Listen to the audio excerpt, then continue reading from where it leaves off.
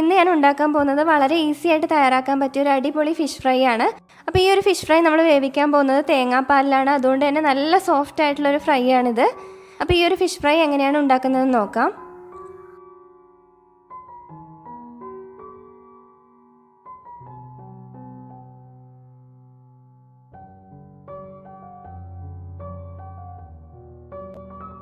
അപ്പോൾ ഇതിനായിട്ട് ആദ്യം ഒരു മസാല തയ്യാറാക്കണം. അപ്പോൾ അതിന് വേണ്ടിയിട്ട് 1.5 ടീസ്പൂൺ ഇഞ്ചി വെളുത്തുള്ളി പേസ്റ്റ് ചേർത്ത് കൊടുക്കുന്നുണ്ട്. അതിലേക്ക് ചെറുതായിട്ട് അരിഞ്ഞ കറിവേപ്പില കൂടി ചേർത്ത് കൊടുക്കുന്നുണ്ട്.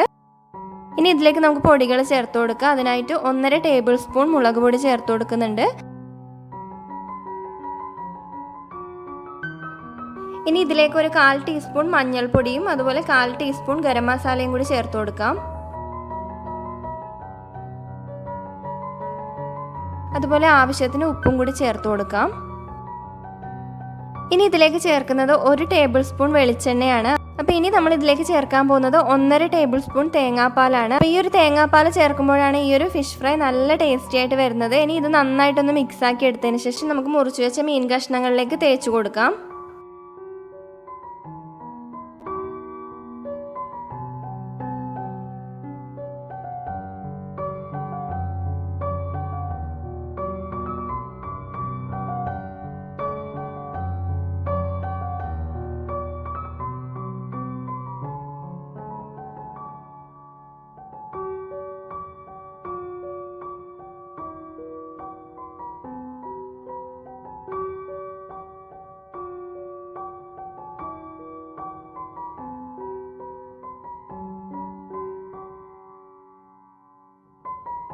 അപ്പോൾ ഇതേ രീതിയിൽ നന്നായിട്ട് മാരിനേറ്റ് ചെയ്തിട്ട് ഒരു 15 മിനിറ്റ് നമ്മളിത് മാറ്റി വെക്കണം. എന്നതിന് ശേഷമാണ് നമ്മളിത് പൊരിച്ചെടുക്കുന്നത്. അപ്പോൾ 2 സൈഡും നന്നായിട്ടൊന്ന് മസാല തേച്ച് കൊടുക്കാം.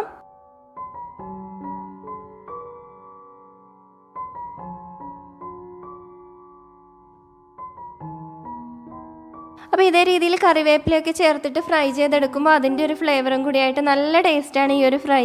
ഇനി നമുക്കിതൊരു 15 മിനിറ്റ് മാറ്റി വെക്കാം.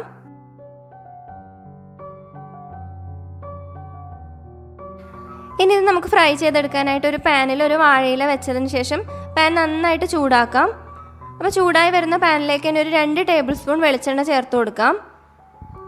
അപ്പോൾ കൂടുതലും നമ്മൾ വെളിച്ചെണ്ണയിൽ ഫ്രൈ ചെയ്യുമ്പോഴാണ് ഇതിൻ്റെ ടേസ്റ്റ് കൂടി വരുന്നത്. അപ്പോൾ 2 ടേബിൾ സ്പൂൺ വെളിച്ചെണ്ണ ചേർത്ത് കൊടുത്തിട്ടുണ്ട്. ഇനി ഈ എണ്ണയൊന്ന് നന്നായിട്ട് ചൂടായിട്ട് വരുമ്പോൾ ഓരോ കഷ്ണങ്ങളായിട്ട് ഇട്ട് കൊടുത്തിട്ട് ഫ്രൈ ചെയ്തെടുക്കാം.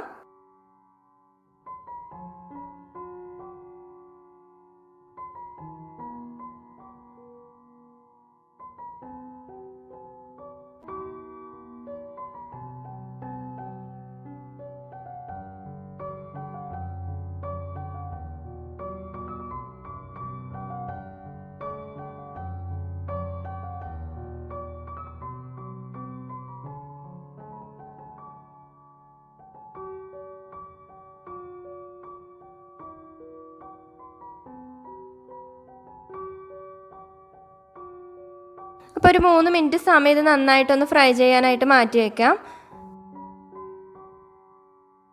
അപ്പോൾ ഈ ഒരു സമയത്ത് ഇതിലേക്ക് 2 ടീസ്പൂൺ തേങ്ങാപ്പാൽ കൂടി ചേർത്ത് കൊടുക്കുന്നുണ്ട്.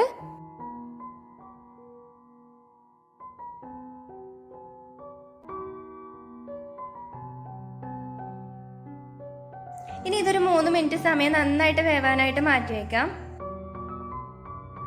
അപ്പോൾ മീഡിയം ഫ്ലെയിമിൽ ഇട്ടിട്ട് വേണം നമ്മളിത് ഫ്രൈ ചെയ്തെടുക്കാനായിട്ട്.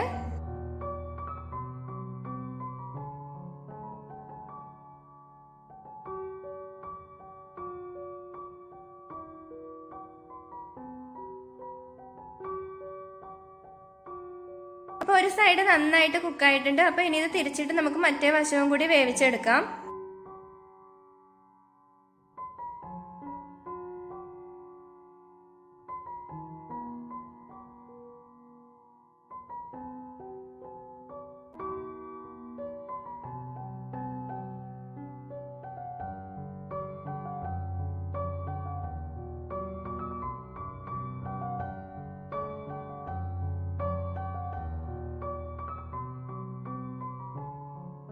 അപ്പോൾ ഇനി ഈ ഒരു വശത്തേക്ക് ഒരു 2 ടീസ്പൂൺ തേങ്ങാപ്പാൽ ചേർത്തിട്ട് നന്നായിട്ടൊന്ന് ഫ്രൈ ചെയ്തെടുക്കാം.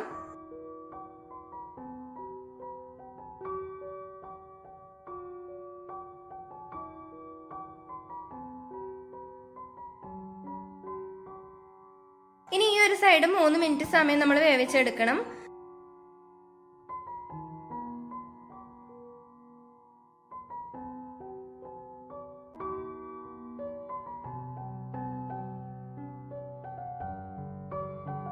അപ്പോൾ നമ്മുടെ ഫിഷ് ഫ്രൈ റെഡിയായി വന്നിട്ടുണ്ട്. ഇനി നമുക്ക് ഫ്ലെയിം ഓഫ് ചെയ്യാം. അപ്പോൾ വളരെ ഈസി ആയിട്ട് നമുക്ക് തയ്യാറാക്കാൻ പറ്റിയ ഒരു റെസിപ്പിയാണ്. നല്ല ടേസ്റ്റി ആയിട്ടുള്ള ഒരു റെസിപ്പിയാണ്. നിങ്ങൾ എല്ലാവരും ഒന്ന് ട്രൈ ചെയ്ത് നോക്കണം.